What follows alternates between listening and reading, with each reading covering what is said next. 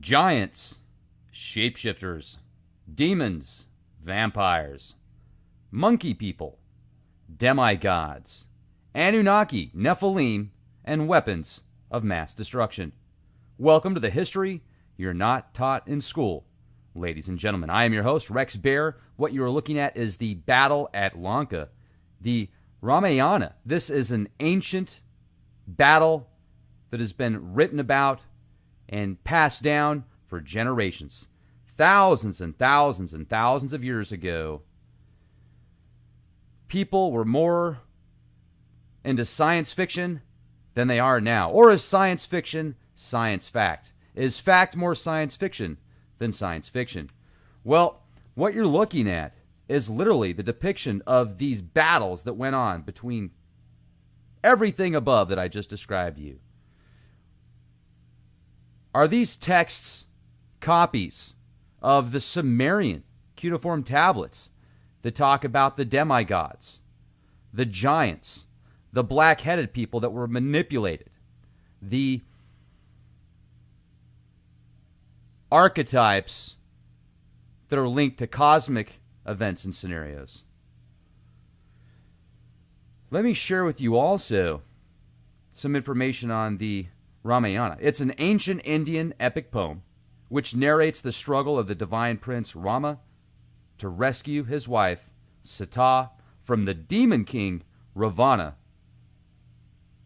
Now, when you look at this right here at jita/society.com, I'll leave the links in the video description box for all of these screens that I'm sharing with you. The Kumbhakarna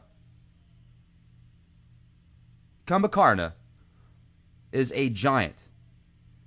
Maybe a Nephilim. Maybe it's a huge weapon of mass destruction. And the way that it was described in these stories as being a huge giant like Jack and the Beanstalk. But let me read a couple parts to you real quick. The Kumbhakarna was thus disturbed in his sleep, which otherwise would have been months long. But before he could find out the cause for this, he began to eat and drink the heaps of meat and the pots of blood and wine kept ready for him. One thing I want to add is this being, let me share a picture with you what he looks like.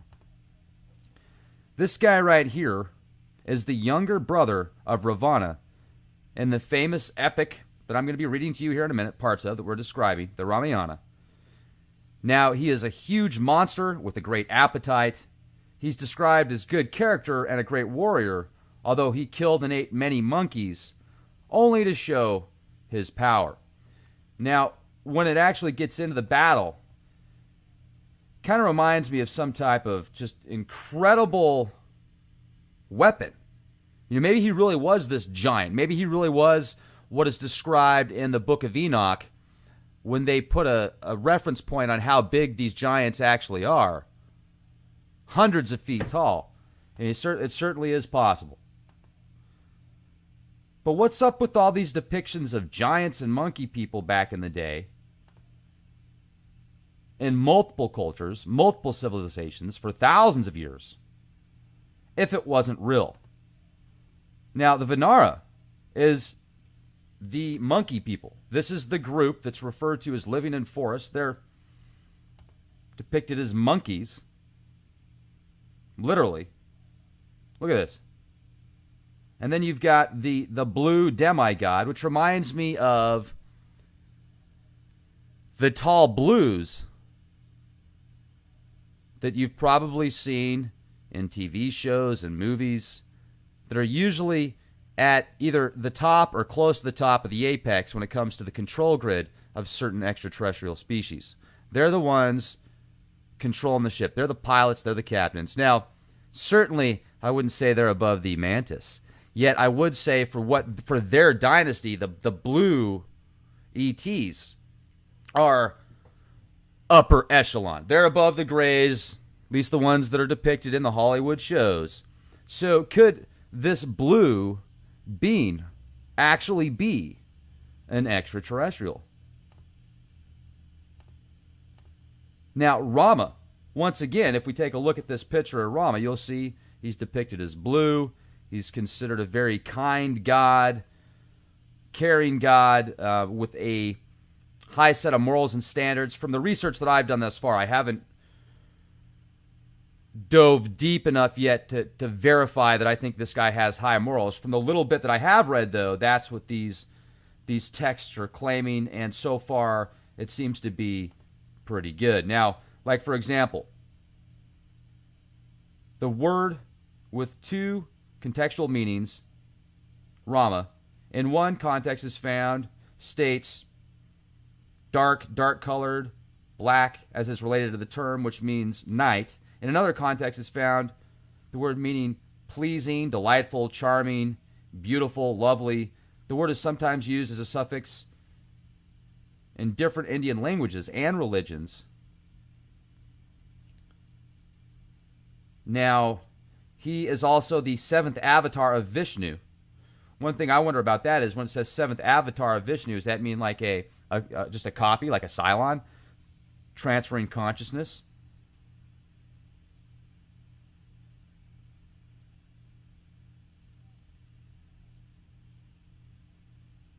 Now, the Vishnu avatar named Rama is also known by other names. He's called Ramachandra, beautiful, lovely moon. It's the descendant of Rahu, the solar dynasty in Hindu cosmology. The root of the word Rama is Ram, which means stop, stand still, rest, rejoice, be pleased. So there's a lot to this deity. Now let's get back to the vampires. Now let's talk about the demons, the Rakshasa. These are the demons that are depicted, or those that are referenced kind of like a demon: man-eaters, vampires, flesh-eaters, horns, fangs, etc. And you can see, take a look at this image here. That reminds me a lot of these Egyptian hieroglyphics, which show very similar headsets, just not the fangs. You will see, I can definitely see the solar deity energy there. The horns, the central grid pattern, the archetype bridging from the left to the right of the sun, the higher third eye. Yet what's up with the fangs? Don't mess with that dude. He's a man-eater. And here's the giant again. Depictions of this giant eating the monkey people for his brother. And this is where he gets slaughtered, because he finally gets taken out. And they start cutting off his body parts. And then he starts walking around with stubs, it says. And they finally cut off his head. And then his brother gets sad. And here's some more images of the monkey people. Here is Kishkinka, which is described in that Ramayana as a higher archetype monkey, one of the higher titled positions. And then the Hanuman, not a human, but a Hanuman. Isn't that interesting? If you take out the AN, you've got human. This is another divine monkey and devotee of Rama. And then you've got Angada, and these are all described in this text and many more, as another deity, monkey being deity. And then we'll just jump back here to the Rakshasa. What is this? Did they get this information from the Sumerians? Did the Sumerians get it from the Akkadians? I mean, not the Akkadians, the Arata people. Where did the Arata people get it from? The Anunnaki, of course. Yet, where did the Anunnaki get their information from? Or are the Anunnaki, is Anu, An, the father of the dynasty of the Anunnaki, is that as far back as it goes into physical vibrational manifestations? Yet, is he even at that level? Or is he at that level at one point and then at the higher vibrational frequency at the other, which would explain how these Anunnaki, these demigods, the demiurge, these higher level beings, can change shapes, can change form, can transfer consciousness, can go throughout time and space, can move into any form of vibrational frequency pattern they so choose, maybe within certain parameters, maybe beyond that.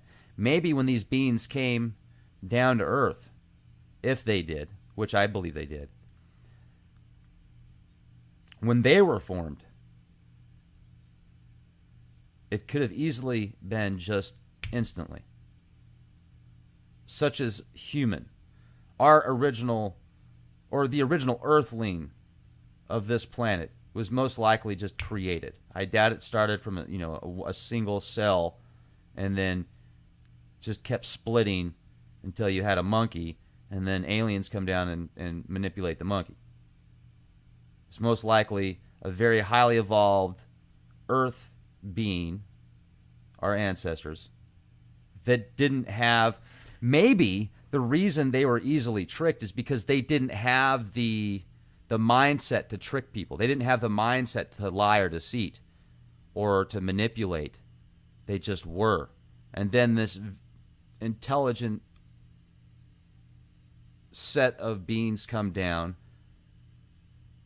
Maybe they're not as highly evolved in the spiritual aspect at that point, yet they were more so in the physical aspect, making it easier to trick a being that is, I'm not going to say ignorant, because I don't feel that ignorant is the right word, more like naive, because of the kind hearts that our ancestors probably had. And now, because we've got not only that DNA, we've got the DNA of these other beings that are a warlike dynasty. That's why oftentimes we're fighting ourselves within our own minds. You've got the angel with the white robe on the right and the devil with the red spandex on the left. Do it, do it, don't do it, don't do it, do it, don't do it, don't do it.